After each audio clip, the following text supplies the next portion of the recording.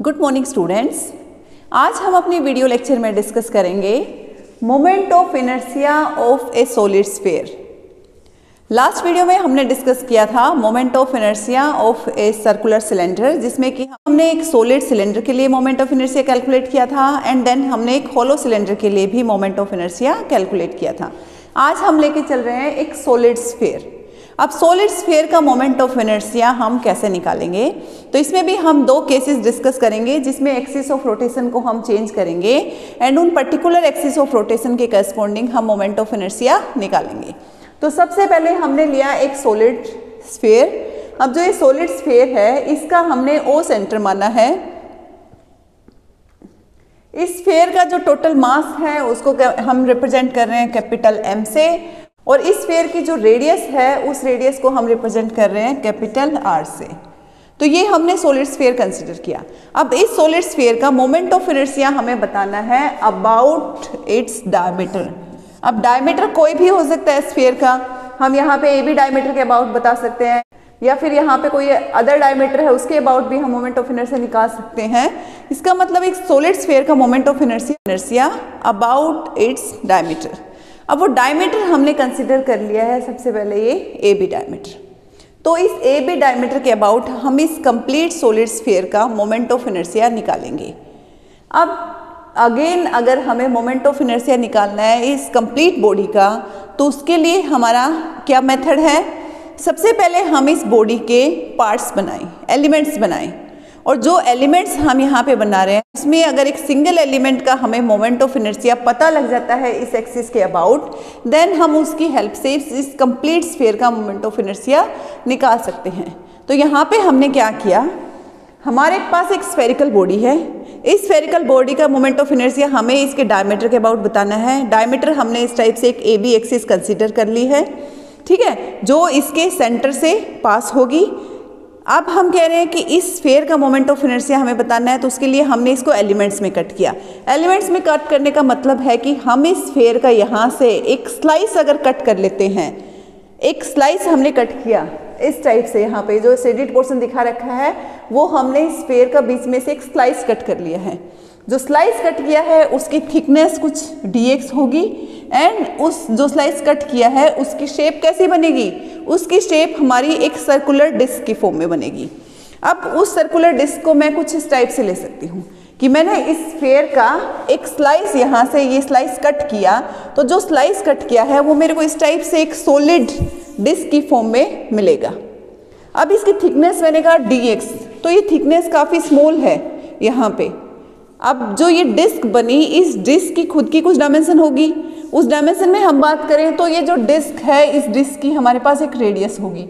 Disc की radius को अगर मैं यहाँ पे y से रिप्रेजेंट कर देती हूँ तो ये डिस्क की रेडियस बनी, और इस डिस्क को हमने जिस पोजीशन से कट किया है उसकी location centre of the sphere से बन रही है x।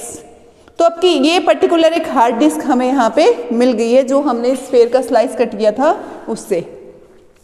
अब इस डिस्क का अगर मोमेंट ऑफ इनर्शिया इस ए बी एक्सिस के अबाउट निकाल लें तो उसकी हेल्प से हम कंप्लीट स्फीयर का मोमेंट ऑफ इनर्शिया निकाल सकते हैं, क्योंकि इस स्फीयर को हम इसी टाइप से स्लाइस की फॉर्म में नंबर ऑफ डिस्क में कट कर सकते हैं, और एक डिस्क का मोमेंट ऑफ इनर्शिया हमें पता है तो कंप्लीट जो स्फीयर है उसका मोमेंट ऑफ इनर्शिया हम निकाल सकते हैं।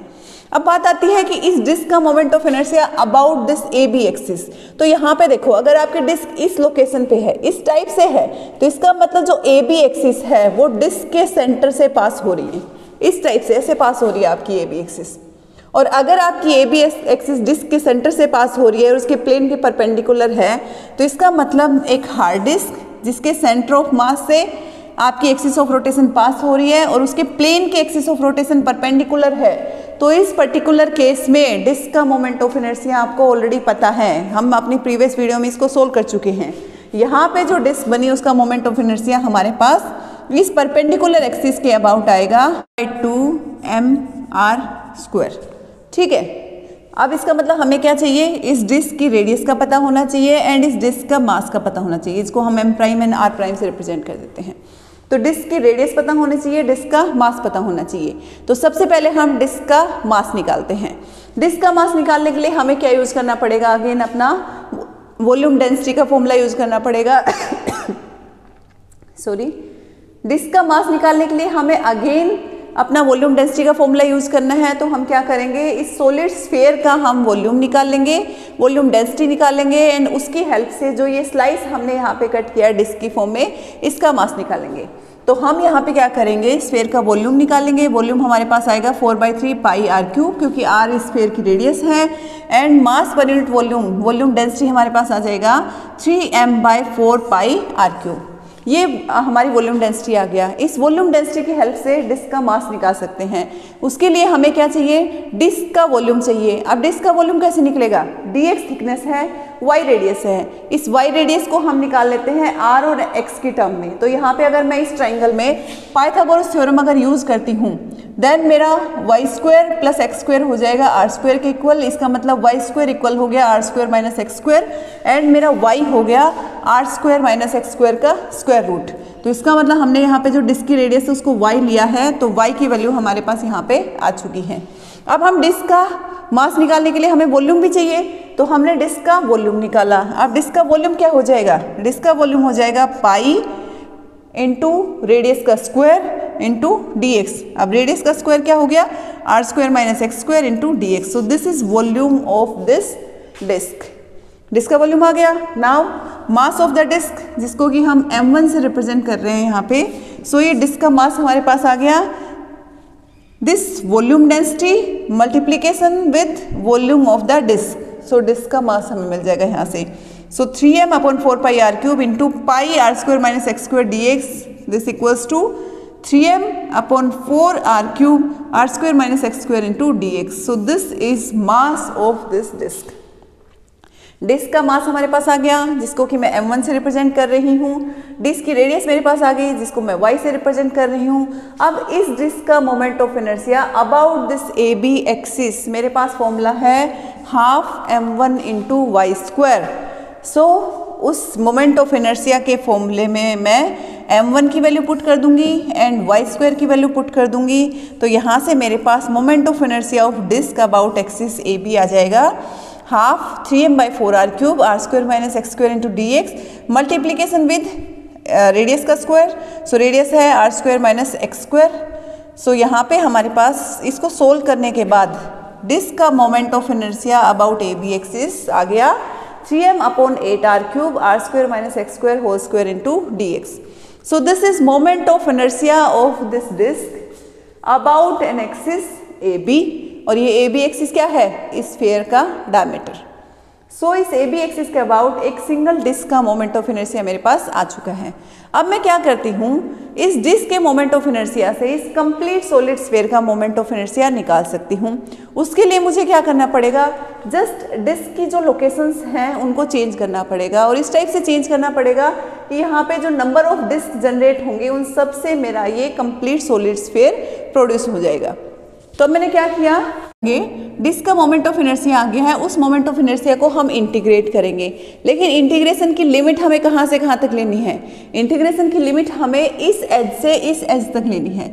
अब देखो इस एज पे अगर मैं कहती हूँ मेरी डिस्क है, तो उस केस में डिस्क का डिस्टेंस इस सेंटर से, जो कि हम x डिस्टेंस कह रहे थे, वो कितना हो जाएगा, ये डिस्टेंस हो जाएगा r। लेकिन लेफ्ट हैंड साइड है इसलिए हम इसको नेगेटिव r ले लेंगे। एंड जब डिस्क मेरी इस लोकेशन पे होगी तब सेंटर से डिस्टेंस इसका अगेन r रहेगा, लेकिन ये पॉजिटिव r होगा। तो इसका मतलब मोमेंट ऑफ इनर्शिया को हमें नेगेटिव r से पॉजिटिव r तक इंटीग्रेट करना है। अब जो हम यहाँ पे ये फंक्शन लेके चलेंगे जिसको कि हम इंटीग्रेट कर रहे हैं, ये मोमेंट ऑफ इनर्शिया है, ये इवन फंक्शन है, तो हम -r to r की जगह 0 to r करके इंटीग्रेशन को उसका ट्वाइस भी कर सकते हैं। तो हमने वही किया, हमने क्या किया, इस डिस्क को यहाँ से यहाँ तक वेरी किया, ये सॉलिड स्फीयर का हाफ पार्ट कवर हो गया, सेम आपका हाफ पार्ट इधर है। तो इसका मतलब है यहाँ से यहाँ तक का जो हमने सम किया उसका हम ट्वाइस कर देंगे, तो हमारा कंप्लीट सॉलिड स्फीयर है वो कवर हो जाएगा इस रेंज में। तो यहाँ पे हमने जो सॉलिड स्फीयर है उसका moment of inertia AB axis के अबाउट निकाला, तो उसमें हमने कर दिया डिस्क के मोमेंट ऑफ इनर्शिया का integration in the limit 0 to r और इसका हमने ट्वाइस कर दिया। तो ये हमारा कंप्लीट सॉलिड स्फीयर का मोमेंट ऑफ इनर्शिया आ गया अबाउट दिस AB एक्सिस। अब हम इसको सोल्व कर लेते हैं। इस इंटीग्रेशन में हमारे पास 3m/8 r क्यूब, ये कांस्टेंट क्वांटिटी है, इनको हम बाहर निकाल लेंगे। अंदर हमारे पास है r² - x² whole raise to power 2 into D X. So इस ब्रैकेट को हमने यहाँ पे ओपन किया तो क्या मिला हमें, R raise to power 4 plus X raise to power 4 minus twice of R square X square into D X. अब इस इंटीग्रेशन को हम जब सोल्व करेंगे तो यहाँ पे हमारे पास फर्स्ट टर्म आएगी R raise to power 4 into X, second term हमारे पास x4 है तो इसका इंटीग्रेशन हो जाएगा x5/5 एंड थर्ड टर्म हमारे पास 2r स्क्वायर कॉन्स्टेंट है, उसके साथ x स्क्वायर है तो उसका इंटीग्रेशन हो गया x3/3। तो ये हमारा इंटीग्रेशन के बाद हमें ये टर्म मिली। इसमें जब हम लिमिट पुट करेंगे तो लोअर लिमिट पे तो हमें 0 ही मिलेगा, लेकिन अपर लिमिट पे हमें ये वैल्यू मिलेगी। और इसको सोल्व करने के बाद हमारे पास फाइनली जो moment of inertia solid sphere का अबाउट ए बी एक्सिस आएगा 2/5 mr²। तो इसका मतलब आपके पास एक सॉलिड स्फीयर है, उस सॉलिड स्फीयर का मोमेंट ऑफ इनर्शिया आप उसके किसी भी डायमीटर के अबाउट निकाल लेंगे तो वो मोमेंट ऑफ इनर्शिया आपके पास आएगा 2/5 mr²। ठीक है, अब नेक्स्ट पॉइंट आता है कि moment of inertia for the solid sphere about A tangent, कि अब डायमीटर के अबाउट तो हमें मोमेंट ऑफ इनर्शिया पता लग गया, अब हम किसी टेंजेंट की बात करें तो उस टेंजेंट के अबाउट मोमेंट ऑफ इनर्शिया क्या होगा।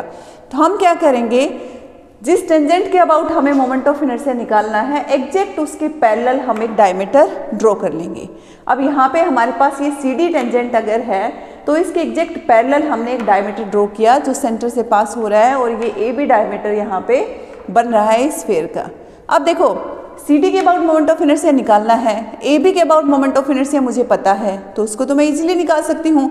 इसके लिए मैं यूज़ करूँगी अपनी थ्योरम ऑफ पैरेलल एक्सिस, और थ्योरम ऑफ पैरेलल एक्सिस क्या कहती है, moment of inertia about C D equals to moment of inertia about A B plus mass into square of distance between these two axis. तो यहाँ पे हमारे पास आई सी D आ जाएगा I A B plus M R square, and यहाँ पे आई A B की value मैं यहाँ से पुट कर देती हूँ तो आई सी डी की वैल्यू आ जाएगी 7/5 mr²। सो ये मोमेंट ऑफ इनर्शिया मेरा इस सॉलिड स्फीयर का आ गया अबाउट एनी टेंजेंट। अब किसी भी टेंजेंट के अबाउट यही मोमेंट ऑफ इनर्शिया रहेगा, क्यों, क्योंकि डायमीटर के अबाउट जो मोमेंट ऑफ इनर्शिया है वो यही है। अब मैं कहती हूँ कि मैंने यहाँ पर टेंजेंट ड्रॉ की, उसके अबाउट मुझे मोमेंट ऑफ इनर्शिया बताया जाए। टेंजेंट यहाँ पे है तो इसी की एग्जैक्ट पैरेलल में डायमीटर ड्रॉ कर लूँगी, और डायमीटर मैंने कोई भी ड्रॉ किया हो सभी डायमीटर के अबाउट मोमेंट ऑफ इनर्शिया मेरे पास यही है, तो इसका मतलब सभी टेंजेंट्स के अबाउट भी मोमेंट ऑफ इनर्शिया मेरा 7/5 mr² ही बनेगा। सो this is moment of inertia of solid sphere. I hope आपको ये आर्टिकल क्लियर हुआ होगा। अगर इसमें कहीं भी किसी स्टेप पे कोई डाउट है तो उसको आप पूछ सकते हैं। Thank you.